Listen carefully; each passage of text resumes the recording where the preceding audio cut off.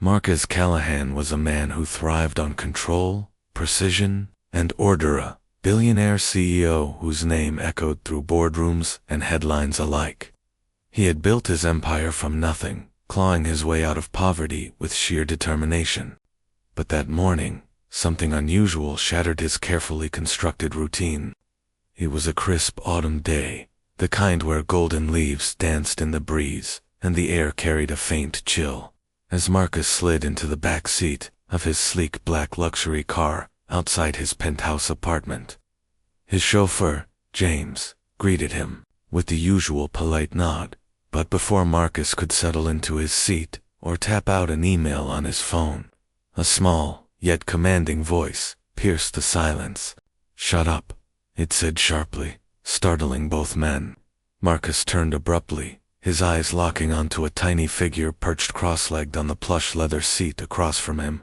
She was no older than 8, her dark skin glowing softly under the morning light streaming through the tinted windows, her wide brown eyes daring him to challenge her. For a moment, Marcus thought he might have imagined it after all. What business did a child have in his car? But there she was, real and unapologetic, staring at him as if she owned the space. Before he could demand answers, James stammered, nervously, explaining that this was Maya, his niece, who had unexpectedly shown up at his house earlier that morning after being sent home from school yet again, with no one else available to care for her. James had brought her along, hoping not to lose his job over it. Marcus felt irritation bubbling beneath his surface.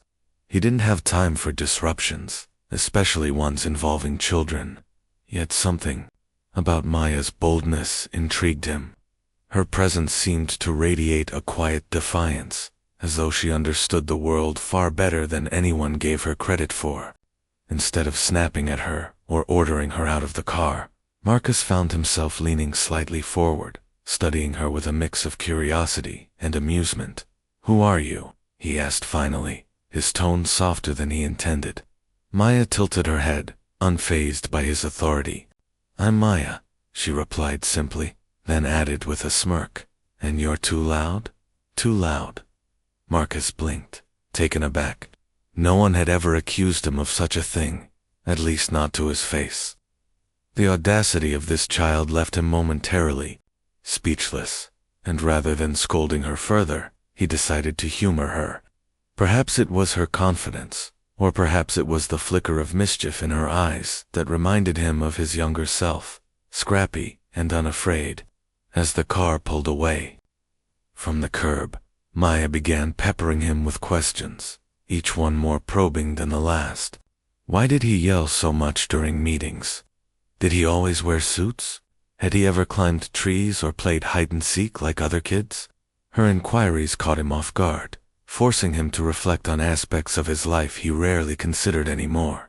Memories of his own childhood surfaced, lonely days spent reading books while other boys played sports, the sting of teasing for wearing hand-me-down clothes, the ache of wanting something more.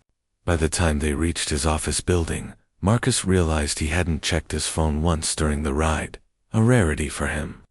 Against his better judgment, he struck a deal with Maya. If she promised not to interrupt his calls or cause trouble, she could stay in the car until James figured out childcare arrangements. To his surprise, Maya agreed without hesitation, though not before pointing a finger at him and saying firmly, "Don't forget our deal." Over the next few days, Maya became an unexpected fixture in Marcus's life. Her sharp wit and unfiltered honesty challenged him in ways he hadn't anticipated. She noticed details others overlooked, the way his shoulders tensed during stressful conversations, the fleeting sadness in his eyes when someone mentioned family, and called him out on them without hesitation. One afternoon, while waiting for James, Maya pulled out a worn notebook filled with doodles and scribbles. "I'm writing stories," she announced proudly, holding it up for him to see.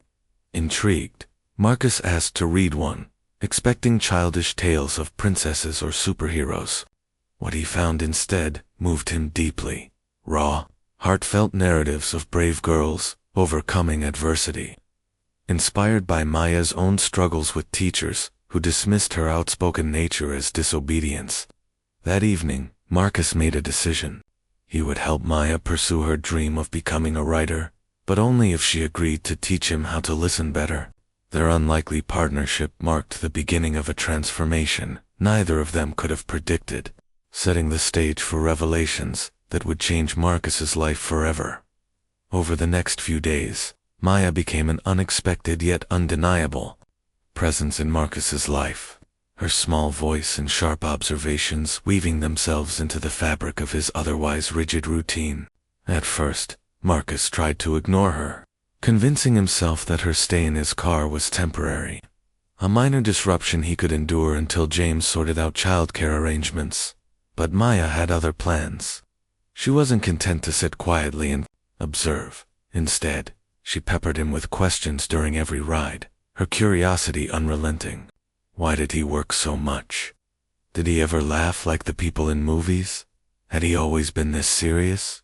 Her inquiries caught him off guard, forcing him to confront parts of himself he'd long buried beneath layers of ambition and success.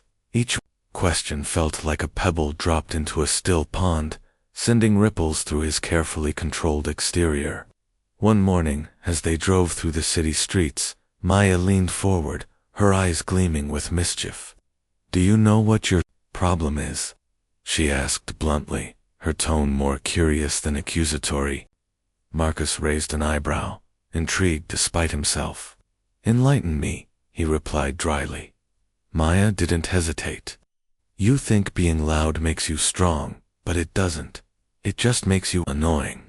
The word hung in the air between them, and for a moment, Marcus felt a flicker of irritation. No one, let alone a child, had ever spoken to him so frankly. Yet before he could respond, Maya softened slightly, adding, "But you're not all bad. You just need to listen more." Her words lingered in his mind long after they arrived at his office, planting seeds of doubt about the person he had become. That evening, as Marcus sat alone in his penthouse apartment, he found himself reflecting on Maya's observation. Was she right? Had he confused authority with aggression, dominance with strength? The thought unsettled him, stirring memories of his own father, a man who had ruled their household with anger and silence, leaving Marcus to navigate his childhood alone. Determined to prove Maya wrong, Marcus returned to the car the next day with a challenge of his own. "If I promise to listen better," he said, meeting her gaze in the rearview mirror, "will you teach me how?" Maya blinked, clearly surprised by his request. Then, after a moment's consideration, she nodded solemnly. "Okay," she said, "but only if you mean it." From that day forward, their rides together took on a new dynamic. Maya began sharing pieces of her own life, her struggles at school, where teachers often misunderstood her outspoken nature, her dreams of becoming a writer, her fear of disappointing her uncle, who worked tirelessly to provide for her. In turn, Marcus opened up about his own challenges, revealing glimpses of vulnerability he rarely showed to anyone. He told her about his strained relationship with his teenage son, Ethan, whom he hadn't seen in years due to a bitter custody battle. He spoke of the loneliness that came with success, the way empty rooms echoed louder than any applause.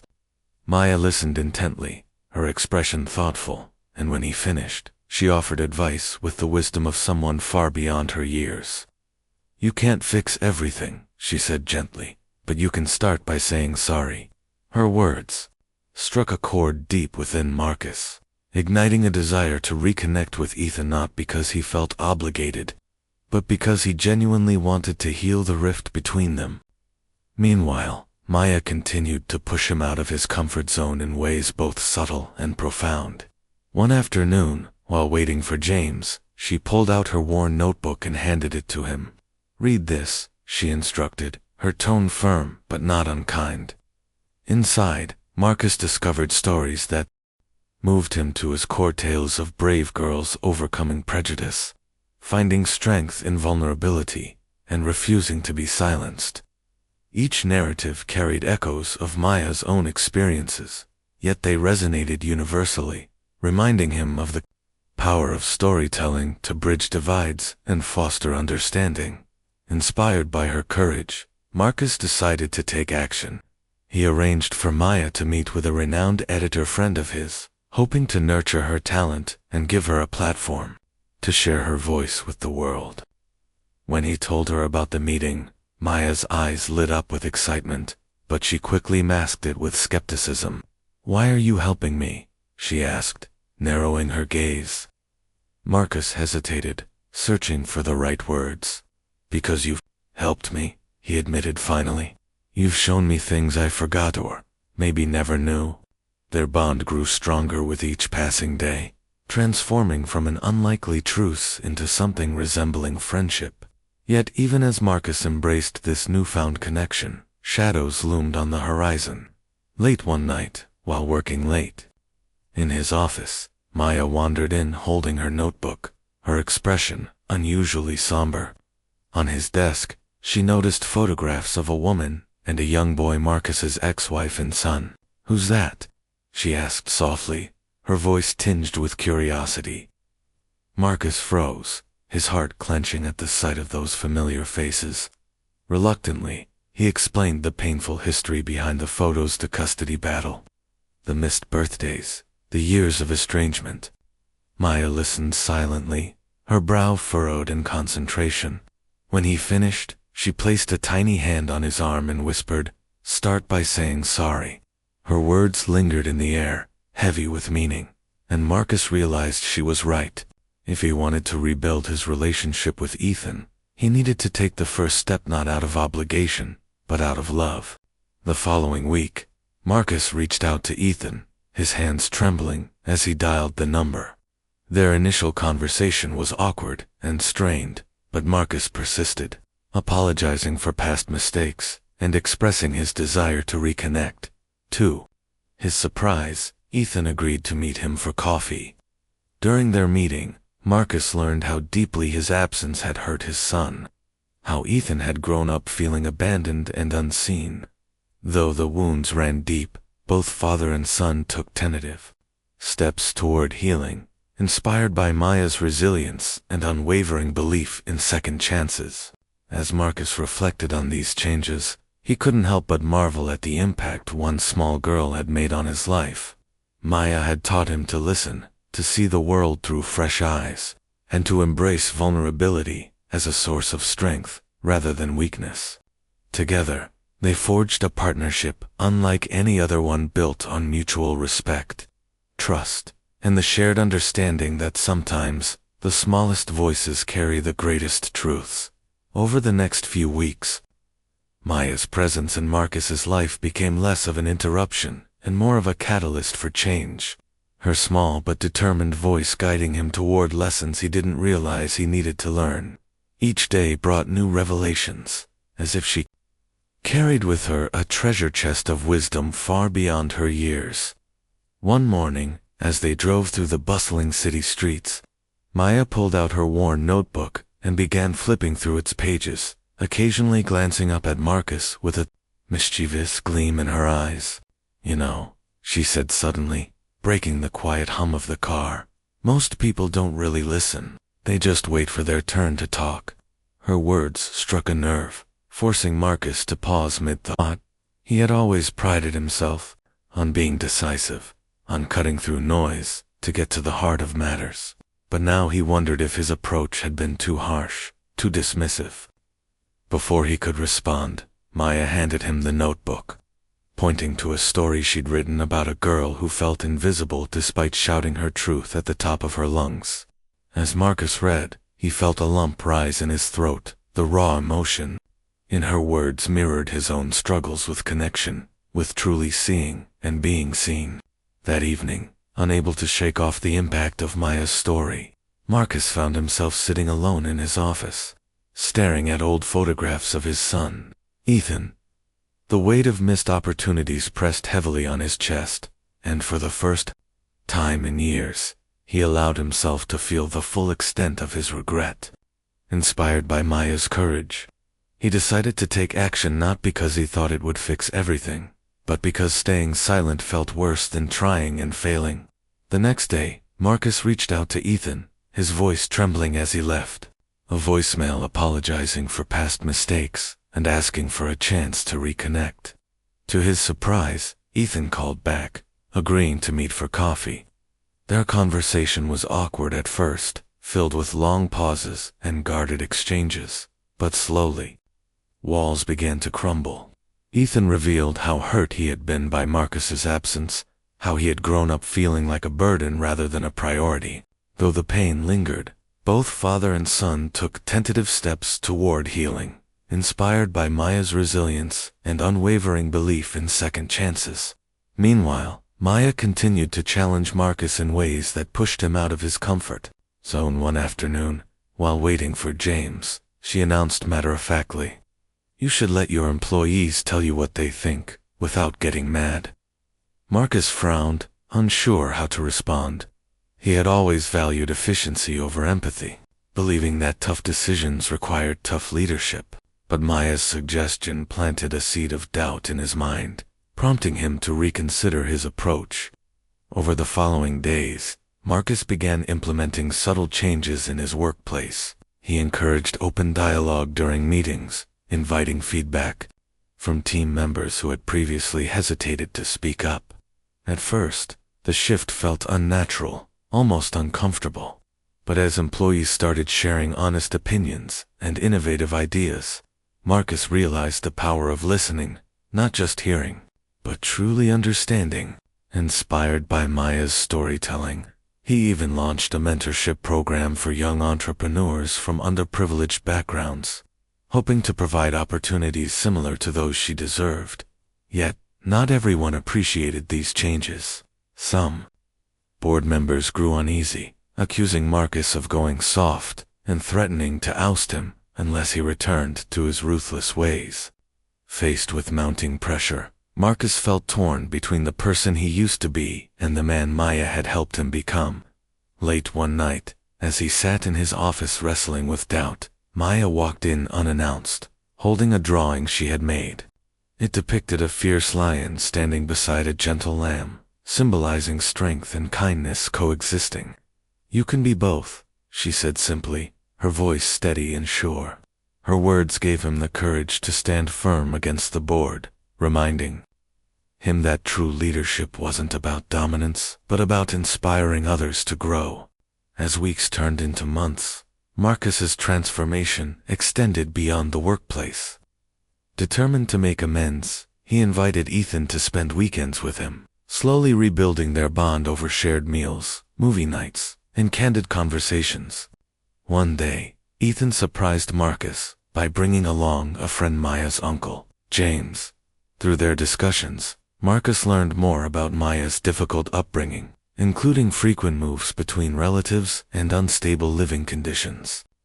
Moved by her resilience, Marcus offered to support her education and creative pursuits, ensuring she had the stability she desperately needed. Though hesitant at first, James accepted, knowing it would give Maya a brighter future. Despite his growing responsibilities, Marcus never lost sight of the lessons Maya had taught him. She reminded him daily that listening wasn't enough. Action mattered too, whether it was advocating for marginalized voices in boardrooms or simply taking the time to understand someone's perspective. Marcus embraced vulnerability as a source of strength rather than weakness.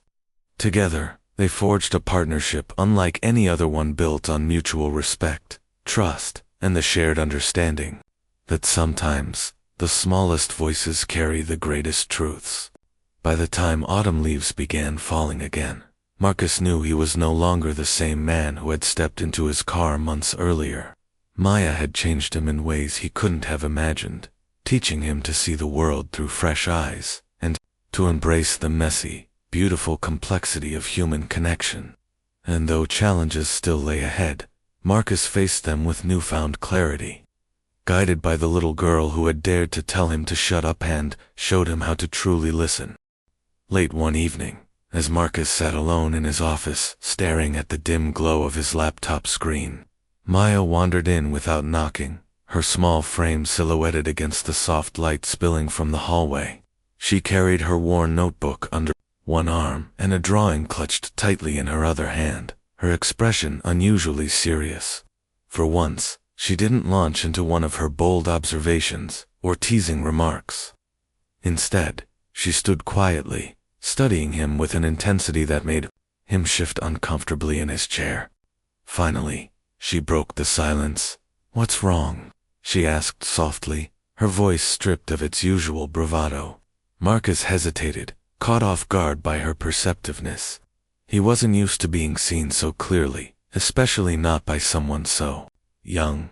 Yet, there was something about Maya, her unwavering honesty, her ability to cut through pretense, that made it impossible to lie.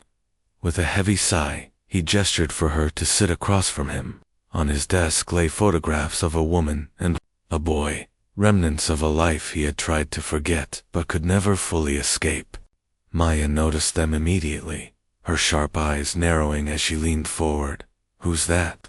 she asked, pointing at the framed images. Marcus felt a pang in his chest, the kind that came with reopening old wounds. Reluctantly, he explained who they were: his ex-wife Sarah, and their son Ethan, now a teenager, who refused to speak to him. As he spoke, memories flooded back the bitter custody battle. The accusations hurled across courtrooms, the nights spent lying awake wondering where he had gone wrong. Maya listened intently, her brow furrowed in concentration, and when he finished, she placed the drawing she'd been holding onto the desk. It depicted two figures standing apart, separated by jagged lines, yet reaching toward each other. "This is you," she said simply, tapping the image. "You're still holding on." Her words struck a chord deep within Marcus, stirring emotions he had buried beneath years of work and ambition. He wanted to argue, to tell her she was wrong, but the truth was undeniable.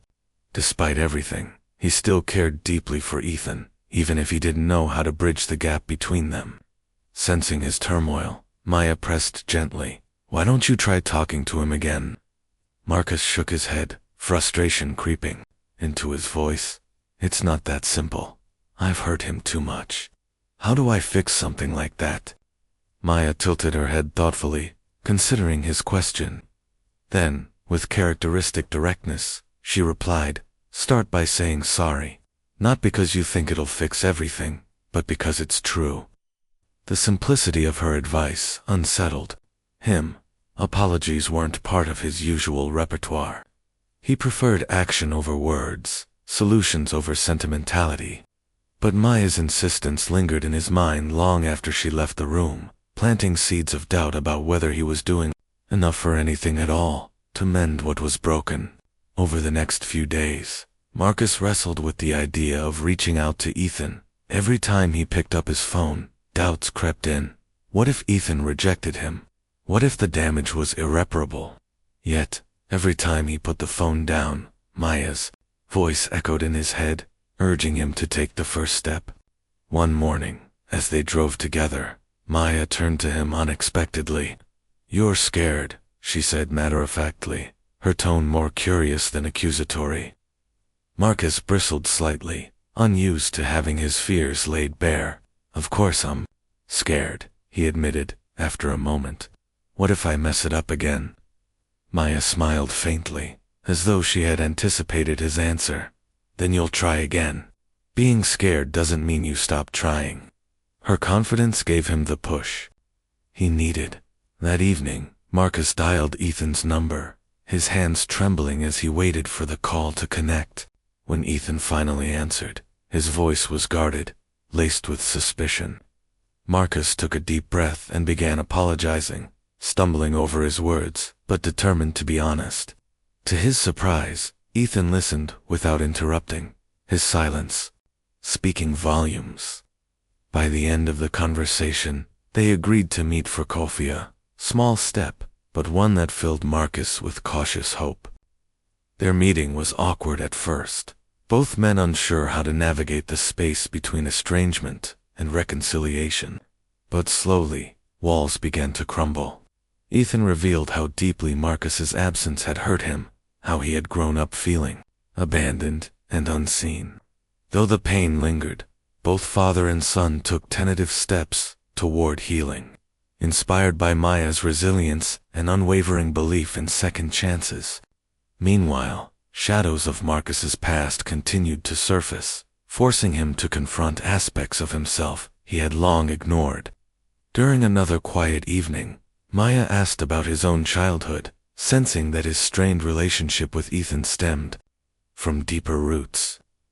At first, Marcus resisted, unwilling to revisit painful memories of growing up poor and bullied, of enduring a father whose anger left scars that never fully healed. But Maya's gentle persistence wore him down, and eventually, he opened up about the loneliness that had driven him to succeed at any cost. As he spoke, he realized how much of his behavior, his obsession with control, his fear of vulnerability, had been shaped by those early experiences. Maya listened silently, her expression thoughtful, and when he finished, she offered a simple, yet profound observation. "You don't have to be like him." Her words hit him like a thunderclap, shaking loose decades of self-imposed expectations. For the first time, Marcus allowed himself to imagine a different path, not one defined by dominance or perfection, but by connection and authenticity. Determined to break free from the patterns of his past, Marcus began making changes in his personal and professional life. He reached out to old friends he had neglected, mended fractured relationships with colleagues, and even started therapy to better understand the wounds he had carried for so long. Each step felt vulnerable, exposing, but also liberating, as though he was shedding layers of armor he no longer needed. Through it all, Maya remained a constant source of encouragement, reminding him that growth wasn't linear and that setbacks were part of the process. One afternoon, while waiting for James, she handed him another story she had written. This one was about a man who rebuilt bridges he had burned, learning to forgive himself and others along the way.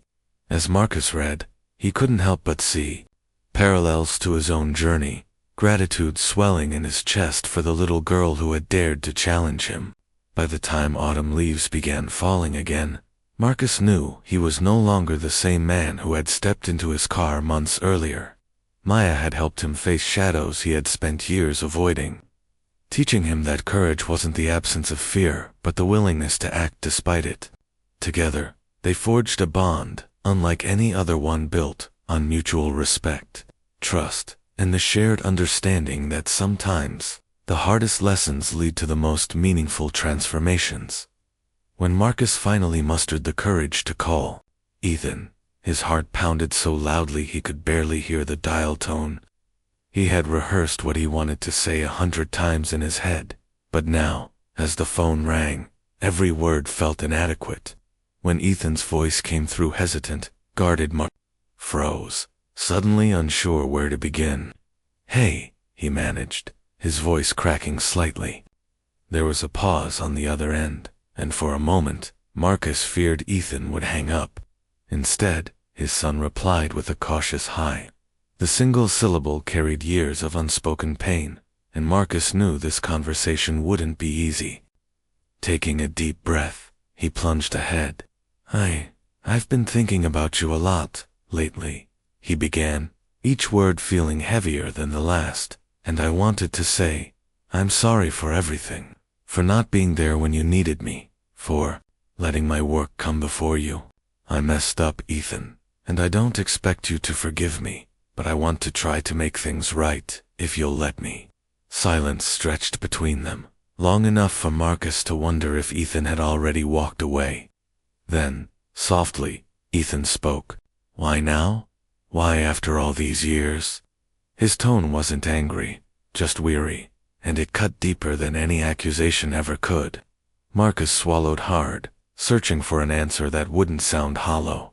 "Because someone reminded me that it's never too late to start over," he admitted, thinking of Maya and her relentless belief in second chances. "And because I miss you." Another pause followed, and Marcus braced himself for rejection. But instead, Ethan agreed to meet him for coffee, a small concession, but one that filled Marcus with cautious hope. The days leading up to their meeting were agonizing. Marcus replayed their phone call over and over, dissecting every word, every pause, wondering if he had said too much or too little. He even practiced what he might say during their face-to-face encounter, though he knew no amount of preparation could ease the weight of years of estrangement. On the morning of their meeting, Marcus arrived at the cafe early, choosing a quiet corner table where they wouldn't be disturbed. As he waited, his mind raced with questions. Would Ethan show up? If he did, would they find anything to talk about beyond the yawning chasm of their shared history? And most importantly, would Ethan see the sincerity in his apology or dismiss it as another empty gesture? When Ethan finally walked in, Marcus barely recognized him. Gone was the gangly boy from faded photographs. In his place stood a young man with sharp features and an air of quiet confidence. For a moment, they simply stared at each other, the silence thick with unspoken emotions. Then Ethan sat down, his expression unreadable. They ordered drinks, exchanged pleasantries, and fell into an uneasy rhythm of small talk while avoiding the elephant in the room. Finally, unable to bear the tension any longer, Marcus leaned forward. Ethan, I know we can't erase the past, but I'd like to understand how you feel if you're willing to share. Ethan hesitated, his fingers tracing the rim of his coffee cup. Then, slowly, he began to speak. He talked about growing up feeling like a burden, always competing for attention against Marcus's demanding career. He described birthdays spent waiting for phone calls that never came, school events attended alone because his father was too busy. Each revelation was a blow, leaving Marcus grappling with guilt and regret. Yet Ethan didn't stop there. He also shared moments of resilience, of finding strength in friendships and hobbies that became lifelines during lonely years. Listening to him, Marcus realized something profound. Despite everything, Ethan hadn't given up. He had built a life worth living, even without the father who should have been by his side. By the time Ethan finished speaking, tears blurred Marcus's vision. "Thank you for telling me all of this," he said hoarsely. "I don't deserve your honesty, but I promise I'll do better, if you'll give me the chance." Ethan studied him for a long moment, then nodded slightly. "I'm not ready to forgive you yet," he admitted. "But maybe we can start somewhere." That tentative agreement marked the beginning of a fragile reconciliation. Over the following weeks, Marcus made a conscious effort to be present in Ethan's life, no matter how small the gesture. He sent texts checking in, attended a basketball game Ethan invited him to, and even joined him for dinner at his apartment. Progress was slow, fraught with awkward silences and missteps, but both men were determined to keep moving forward. Meanwhile, Maya continued to play a pivotal role in Marcus's transformation. One evening, as they drove home together, she turned to him unexpectedly.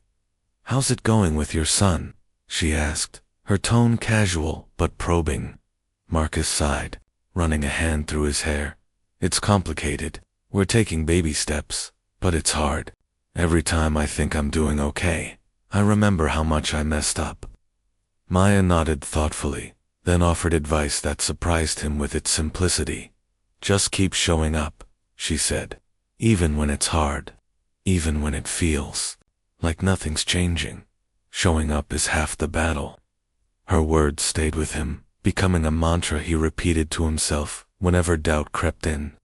As Marcus worked on rebuilding his relationship with Ethan, he also faced challenges at work. Some board members grew uneasy with his newfound focus on empathy and connection, accusing him of losing sight of the company's bottom line.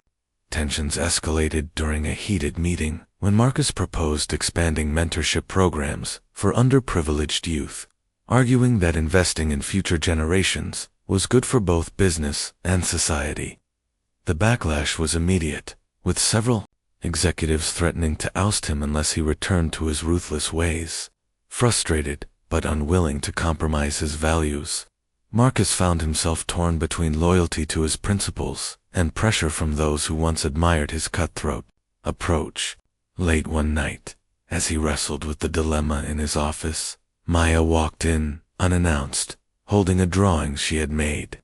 It depicted a lion standing beside a lamb, symbolizing strength and kindness coexisting. "You can be both," she said simply, her voice steady and sure. Her words gave him the courage to stand firm, reminding him that true leadership wasn't about dominance but about inspiring others to grow. With renewed resolve, Marcus addressed the board, defending his vision with passion and clarity. Though some members remained skeptical, others began to see the merit in his ideas, and slowly, support began to build. Through it all, Marcus never lost sight of the lessons Maya had taught him.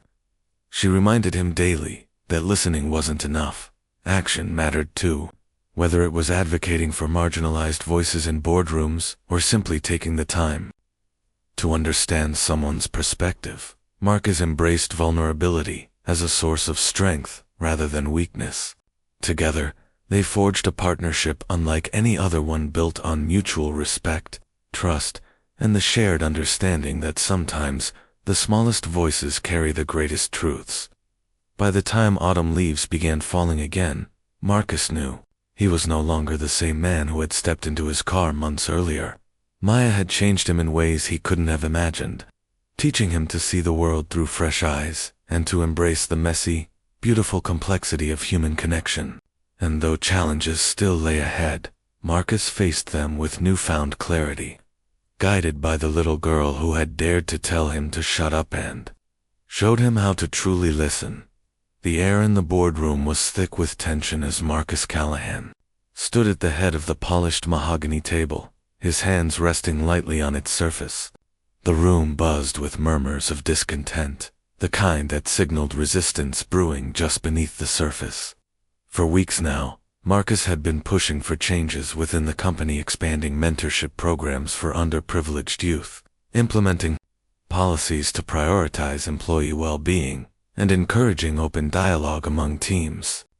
These initiatives stemmed from lessons Maya had taught him about kindness, empathy, and listening, but to some members of the board, they represented a dangerous shift away from profit-driven priorities. As he scanned the faces around the table, Marcus felt the weight of their skepticism pressing down on him. Some executives exchanged pointed glances. Others scribbled notes furiously, their pens scratching against paper like whispers of disapproval.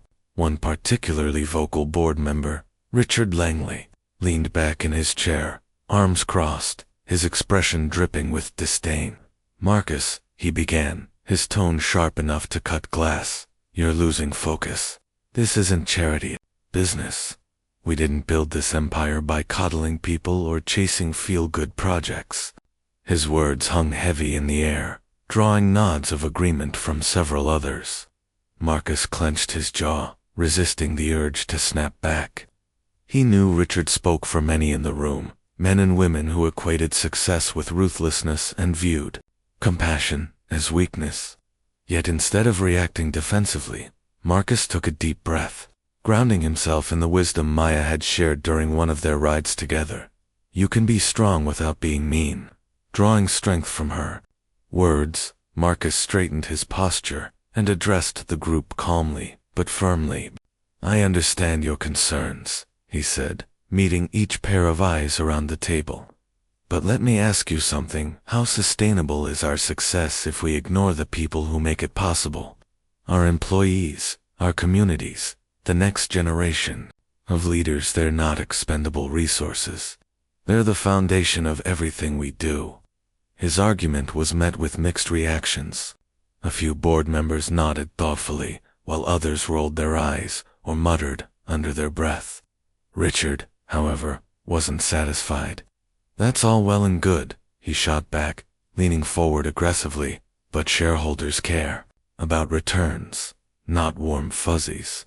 If you keep going down this path, you'll lose their confidence and ours." The threat was clear, and Marcus felt a flicker of doubt creep into his mind. Was he risking too much? Could he afford to alienate those who held the reins of power? Just as these questions began to swirl uncontrollably, an image of Maya flashed in his mind, her fierce determination, her unshakable belief that doing the right thing mattered more than pleasing everyone. Her voice echoed softly in his thoughts. Being scared doesn't mean you stop trying. With renewed resolve, Marcus pushed forward. I won't apologize for wanting to create a better workplace, for believing that success doesn't have to come at the expense of humanity. Yes, change can be uncomfortable, but staying stagnant is far riskier. I'm asking you to trust me, to see the bigger picture. His speech wasn't perfect, and it certainly didn't win over everyone in the room. But it planted seeds of doubt in even the most resistant minds. After the meeting adjourned, Marcus retreated to his office, exhausted but determined. As he stared out the window at the city skyline, he replayed the confrontation in his head, analyzing every word, every reaction. He knew the battle wasn't over. Richard and his allies wouldn't back down easily, but he also knew he couldn't abandon the values Maya had helped him embrace. Later that evening, as he sat alone in his penthouse apartment, Maya called him, unexpectedly. She rarely used the phone James had given her, so hearing her voice caught him off guard. How'd it go? She asked bluntly, skipping any formalities. Marcus chuckled, despite himself. It was challenging, he admitted. Some people think I've lost my edge. Maya snorted audibly. Your edge, please. You're sharper than ever. You're just using it differently now. Her confidence buoyed him, reminding him why he had chosen this path in the first place. Over the next few days, Marcus worked tirelessly to rally support for his vision. He met individually with key stakeholders, sharing data and anecdotes that highlighted the benefits of investing in people. He invited employees to share their experiences during town halls, amplifying voices that had long been overlooked. Slowly but surely, cracks began to form in the wall of opposition. One pivotal moment came when Sarah Chen, a senior executive who had initially sided with Richard, approached Marcus after a particularly emotional presentation by a young intern, whose life had been transformed by the mentorship program. I never realized how much impact these initiatives could have, she confessed, her voice tinged with guilt. Maybe we've been looking at this all wrong. Her endorsement marked a turning point, swaying several undecided board members to reconsider their stance. Still, Richard remained a formidable adversary, determined to undermine Marcus's efforts at every turn. During another heated meeting, he accused Marcus of prioritizing personal redemption over corporate responsibility, citing declining quarterly profits as evidence of poor leadership. The accusation stung, not because it was entirely false, but because it forced Marcus to confront his own motivations. Had he pursued these changes solely to prove himself to Maya, to Ethan, to the world, or did he genuinely believe they were the right thing to do? That night, unable to sleep, Marcus found himself flipping through Maya's notebook, which she had lent him for inspiration. Her stories reminded him of the power of resilience, of finding strength in vulnerability. By morning, he had clarity. At the next board meeting, Marcus arrived prepared not just with facts and figures, but with a heartfelt plea. This isn't about me, he declared, his voice steady and sincere. It's about building something that lasts, about creating opportunities for those who deserve them. And yes, maybe I've made mistakes along the way, but isn't that what growth looks like? Isn't that what leadership should be? His words resonated deeply, sparking a wave of applause from several board members. Even Richard, though still unconvinced, seemed momentarily silenced. In the weeks that followed, Marcus's vision gained traction, earning backing from unexpected quarters. Employees rallied behind him, inspired by his willingness to challenge the status quo. Shareholders, though cautious, began to see value in his approach, particularly as early results showed improved morale and productivity. Through it all, Maya remained a constant source of encouragement, reminding him that progress often required patience and persistence. One afternoon, as they drove together, she handed him a new story. She had written a tale of a lion learning to lead, not through fear, but through trust. "This is you," she said with a grin. "See, you're getting the hang of it." Marcus smiled, gratitude swelling in his chest for the little girl who had dared to challenge him and changed his life forever. As Marcus's relationship with Ethan began to mend, small moments of connection started to replace the years of silence and distance. They met for coffee every other weekend, their conversations growing less awkward and more natural with each passing meeting. One Saturday morning, as they sat across from each other at a cozy cafe, Ethan surprised Marcus by bringing along a friend, James, Maya's uncle and Marcus's chauffeur. At first, Marcus was caught off guard. He hadn't expected anyone else to join them, let alone James, whose presence felt like an unspoken bridge between two worlds. But as the three of them talked, Marcus learned things about Maya's life that he hadn't fully understood before: the frequent moves between relatives, the unstable living conditions, the quiet resilience she carried despite her chaotic upbringing. Hearing these details stirred something deep within him, a mix of admiration for her strength and guilt for not realizing sooner how much she had been carrying on her own. That evening, unable to shake off what he had learned, Marcus approached James after work, his tone unusually hesitant. "I want to help," he said simply, though the weight behind those words was immense. James looked at him warily, clearly unsure whether to trust this sudden offer. "She doesn't need charity," he replied firmly, his voice tinged with protectiveness. Marcus nodded, understanding where James was coming from. "It's not charity," he clarified. "It's stability. She deserves that." After some deliberation and assurances that Marcus's intentions were genuine, James agreed, knowing it would give Maya the opportunity she desperately needed.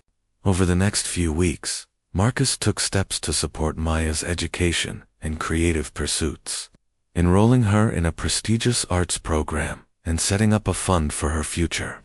When he told her about it, Maya's reaction was unexpectedly subdued. She studied him carefully, her sharp eyes searching for any hint of insincerity. "Why are you doing this?" she asked finally, her tone probing but not unkind. Marcus hesitated, choosing his words carefully. "Because you've taught me things I didn't know I needed to learn," he admitted. "And because you deserve someone who believes in you." Her expression softened slightly, though she still seemed skeptical. "Just don't mess it up," she warned, pointing a finger at him with mock seriousness. Despite her tough exterior, Marcus could see the gratitude flickering beneath the surface. Meanwhile, his bond with Ethan continued to strengthen, though progress remained slow and deliberate. They spent weekends together, sharing meals, watching movies, and even taking long walks through the city. During one such walk, Ethan opened up about his struggles navigating adolescence without a father figure, admitting how much he had resented Marcus's absence. Yet he also acknowledged the effort Marcus was making now, saying, "I can tell you're trying, and that means something." Those words stayed with Marcus, fueling his determination to be present, not just for Ethan, but for others in his life who mattered. As summer approached, Marcus decided to host a family dinner at his penthouse apartment, inviting Ethan, James, Maya, and a few close friends. It was a bold move, given how fractured his relationships had once been, but he hoped it would serve as a step toward healing old wounds and forging new connections. The evening started tentatively, with polite conversation and cautious smiles, but as the night wore on, barriers began to fall. Maya entertained everyone with stories from her notebook, her vivid imagination drawing laughter and applause. Even Richard Langley, who happened to attend reluctantly at Sarah Chen's urging, found himself charmed by her wit and creativity. Watching her hold court, Marcus felt a swell of pride, not just for her talent, but for the way she brought people together, bridging gaps he hadn't thought possible. By the end of the night, the atmosphere had shifted entirely, filled with warmth and camaraderie. For the first time in years, Marcus felt like he was part of something bigger than himself. Family, however unconventional it might be, Yet even as joy filled the room, shadows lingered in the corners. Late that night, after everyone had left, Marcus found Maya sitting alone on the balcony, staring out at the city lights. He joined her quietly, sensing she had something on her mind. "What's wrong?" he asked gently. Maya shrugged, her usual confidence replaced by a rare vulnerability. "Nothing, and everything," she said softly. "Sometimes I wonder if I'm doing enough, you know? If my stories will ever mean anything to anyone." Her admission caught him off guard. He had never seen her doubt herself before. Placing a hand on her shoulder, he spoke with quiet conviction. "Your stories already mean something to me, to Ethan, to everyone here tonight. You've changed lives, Maya. Don't ever forget that." She smiled faintly, leaning into his words like a comforting embrace. In that moment, Marcus realized how much they had grown together, not as CEO and child, but as equals, partners in navigating life's complexities. Days turned into weeks, and Marcus continued to balance his responsibilities at work with his newfound role as a father and mentor. He faced challenges, of course, boardroom battles, moments of self-doubt, and the occasional setback in his relationship with Ethan, but he tackled them with a resilience he hadn't possessed before. Maya's unwavering belief in second chances reminded him daily that growth wasn't linear, that setbacks were simply stepping stones on the path to something greater.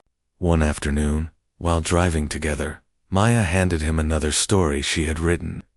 This one was different from the others. It wasn't about overcoming adversity or finding strength in vulnerability. Instead, it was about belonging, about creating spaces where people felt seen and valued. As Marcus read, he couldn't help but see parallels to his own journey. Gratitude swelling in his chest for the little girl who had dared to challenge him. By the time autumn leaves began falling again, Marcus knew he was no longer the same man who had stepped into his car months earlier. Maya had helped him rebuild bridges he had burned, teaching him that courage wasn't the absence of fear, but the willingness to act despite it. Together, they forged a bond, unlike any other one, built on mutual respect, trust, and the shared understanding that sometimes the hardest lessons lead to the most meaningful transformations. And though challenges still lay ahead, Marcus faced them with newfound clarity, guided by the little girl who had dared to tell him to shut up and showed him how to truly listen. Maya's big break came unexpectedly, though perhaps it shouldn't have surprised anyone who knew her. She had always been a force of nature, her creativity and determination impossible to ignore. But even Marcus hadn't anticipated how far she would go when he encouraged her to enter a national storytelling competition for young writers.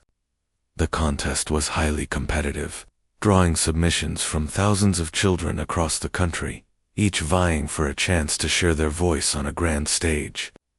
Maya poured her heart into her entry, crafting a story inspired by her own life, a tale of resilience in the face of adversity, of finding strength in vulnerability and courage in standing up for oneself. When Marcus read her draft, he felt a lump rise in his throat. Every word carried the weight of her experiences. Every sentence brimmed with raw emotion. Yet beneath the pain lay hope, a belief that even the hardest stories could lead to brighter chapters. As the weeks passed, anticipation built, not just for Maya, but for Marcus as well. He had invested so much in her journey, not just financially or logistically, but emotionally, and now, as they waited for the results, he found himself pacing his office during late nights, replaying her story in his mind, and wondering if others would see what he saw: brilliance, authenticity, and an unshakable spirit. Then, one crisp autumn morning, the email arrived. Maya opened it first, her hands trembling slightly as she scanned the words on the screen. For a moment, she didn't move, her expression unreadable. Then, slowly, a grin spread across her face, wide enough to light up the entire room. "I won," she whispered, almost disbelievingly, before shouting louder, "I won." Marcus rushed over, his heart pounding as he read the message over her shoulder. Sure enough, there it was, Maya's name listed among the finalists, with an invitation to attend the awards ceremony in New York City. The news sent ripples of excitement through everyone around them. James called immediately to congratulate his niece. Ethan texted Marcus to say how proud he was, and even some of Marcus's employees, who had grown fond of Maya during her visits to the office, celebrated the achievement.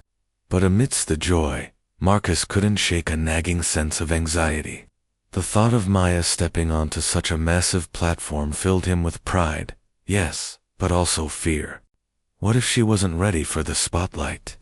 What if the pressure became too much? Sensing his unease, Maya turned to him later that day, her tone unusually serious. "You're worried about me," she said matter-of-factly, her sharp eyes cutting straight to the heart of things. Marcus hesitated, unsure how to put his concerns into words without undermining her confidence. Finally, he nodded. "This is a big deal, Maya. People are going to listen to you in ways they never have before. Are you sure you're ready?" Instead of brushing off his question, Maya tilted her head thoughtfully, considering it carefully. Then, with characteristic directness, she replied, "No, I'm not ready. But nobody ever is. You just do it anyway." Her answer took him aback, not because it was unexpected.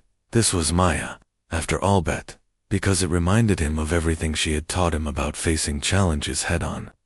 Still, he couldn't help but feel protective, wanting to shield her from any potential hurt. Over the next few weeks, they prepared tirelessly for the ceremony. Marcus helped Maya rehearse her speech, offering tips on pacing and delivery, while marveling at her natural charisma. Together, they worked on refining her story, ensuring every detail resonated with clarity and purpose. On the night of the event, Marcus sat nervously in the audience, his fingers gripping the armrests of his seat as Maya stepped onto the stage.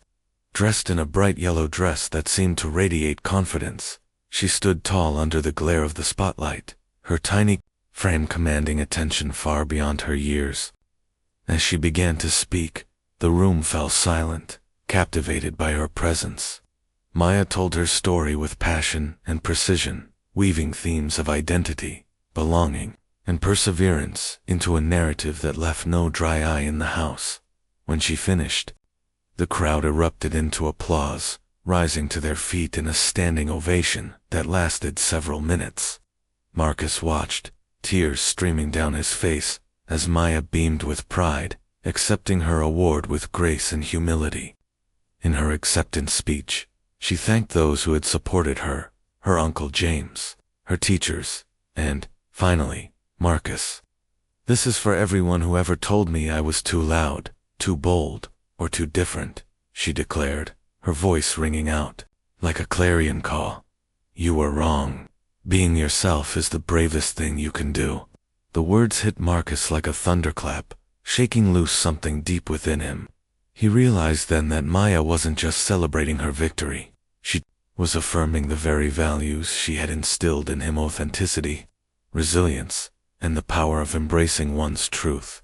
After the ceremony, as they walked back to the car together, Maya slipped her hand into his, a rare moment of tenderness from the usually outspoken girl. "See?" she said softly, glancing up at him with a mischievous smile. "Told you we'd make it." Marcus chuckled, squeezing her hand gently. "We did more than that, Maya. You showed everyone what's possible when you refused to give up." That night, as they drove home, Marcus reflected on how far they had both come. Maya's triumph wasn't just hers, it belonged to him, to Ethan, to James, and to everyone whose lives she had touched along the way. She had reminded them all that greatness wasn't reserved for those born into privilege or perfection, but for those willing to fight for their dreams, no matter the odds. And though challenges still lay ahead for Maya, for Marcus, for their unconventional family, they faced them with newfound courage. Guided by the little girl who had dared to tell him to shut up and shown him how to truly listen. As the days turned into weeks following Maya's triumphant win at the national storytelling competition, Marcus found himself reflecting on how much his life had transformed since that fateful morning when a bold little girl had told him to shut up in the backseat of his car. What had started as an unlikely partnership between a billionaire CEO and an 8-year-old storyteller had blossomed into something far greater, a bond rooted in mutual respect, shared vulnerability, and the unshakable belief that change was possible no matter where you began. Yet even as Marcus celebrated Maya's success, he couldn't ignore the lingering challenges ahead. His relationship with Ethan continued to grow stronger, but there were still moments of tension, reminders of years spent apart that couldn't be erased overnight. At work, resistance from certain board members persisted, their skepticism about Marcus's new leadership style simmering beneath the surface like embers waiting to reignite. And then there was Maya herself, whose bright spirit masked a quiet determination to keep pushing boundaries, not just for herself, but for those around her. One crisp November afternoon, as they drove together through the city streets, Maya turned to Marcus unexpectedly. "What's next?" she asked, her tone casual but probing. The question caught him off guard. He had been so focused on navigating the present that he hadn't given much thought to the future. "Next," he echoed, glancing at her in the rearview mirror. Maya nodded earnestly. "Yeah, you fixed your company stuff, sort of patched things up with your son, and helped me win my contest. So, what's the big plan now?" Her words struck a chord deep within Marcus, forcing him to confront the fact that, while progress had been made, the journey wasn't over. He realized that true transformation wasn't about reaching a destination, it was about embracing the process, the constant evolution of becoming someone better.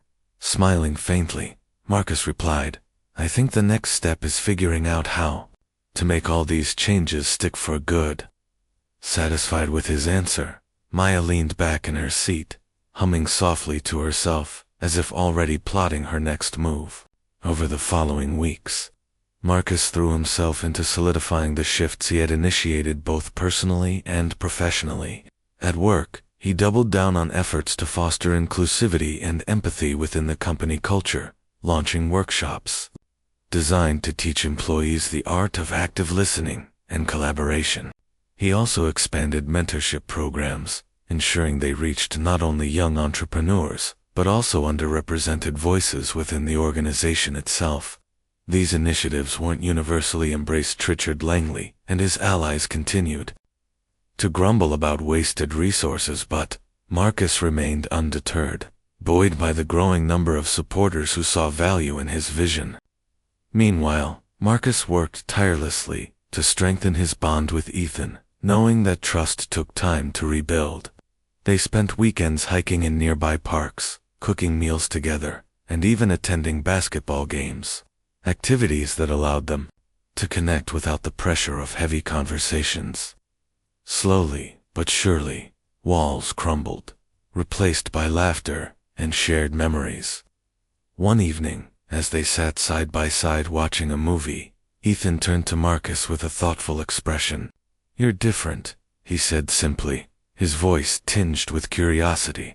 Marcus raised an eyebrow, intrigued. "Different? How?" Ethan hesitated before responding, choosing his words carefully. "More real, I guess.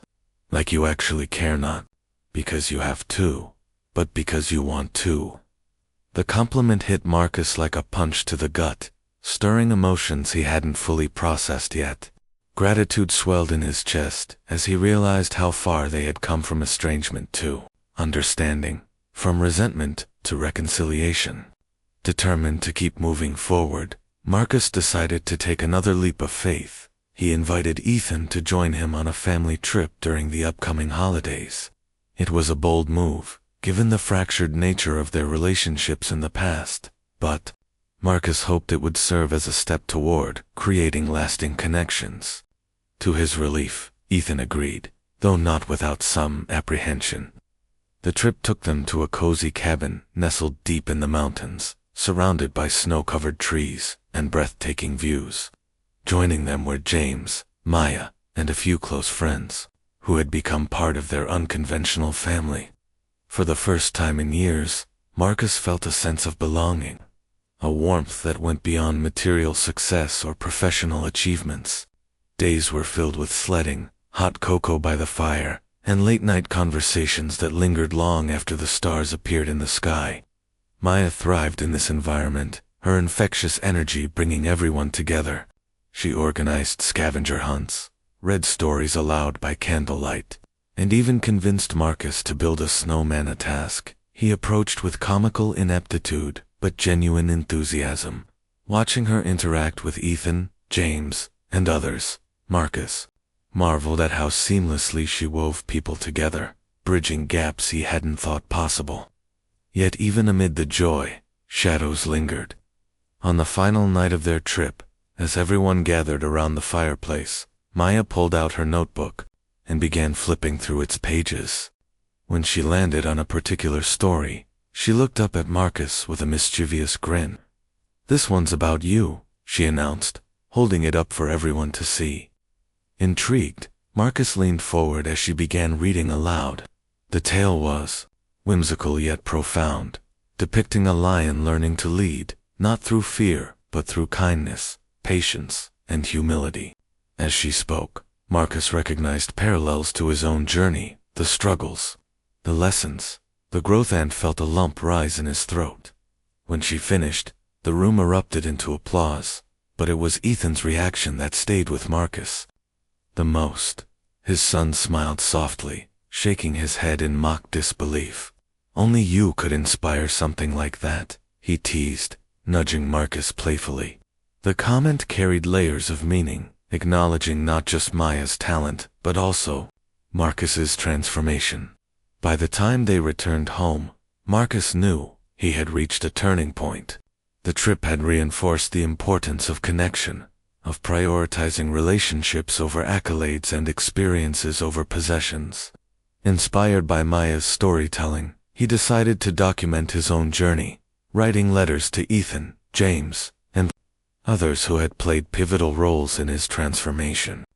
In each letter, he expressed gratitude, not just for their support, but for the ways they had challenged him to be better. The act of putting pen to paper brought clarity, helping him articulate the lessons he had learned and the values he wanted to carry forward. Meanwhile, Maya continued to push boundaries, using her newfound platform to advocate for underprivileged youth and aspiring writers. She partnered with local schools to host storytelling workshops, encouraging children to find their voices and share their truths. Her passion inspired Marcus to expand his mentorship programs further, ensuring they reached communities often overlooked by traditional systems. Together, they forged a legacy built on empowerment, resilience, and the belief that everyone deserved the chance to shine. As winter gave way to spring, Marcus stood on a park bench watching Maya play tag with Ethan and a group of friends. Gone was the cold, calculating CEO. In his place stood a man humbled by love and connection. Maya spotted him and ran over, breathless and smiling. "You're smiling more these days," she teased, her eyes twinkling with mischief. Marcus chuckled, ruffling her hair affectionately. "Maybe I finally figured out what really matters." Their bond had evolved from an unlikely truce to something resembling family, a testament to the power of listening, learning, and embracing vulnerability. Together, they faced whatever challenges lay ahead, not as CEO and passenger, but as equals, partners in navigating life's complexities. And though the road would undoubtedly twist and turn, Marcus walked it with newfound purpose, guided by the little girl who had dared to challenge him and changed his life forever.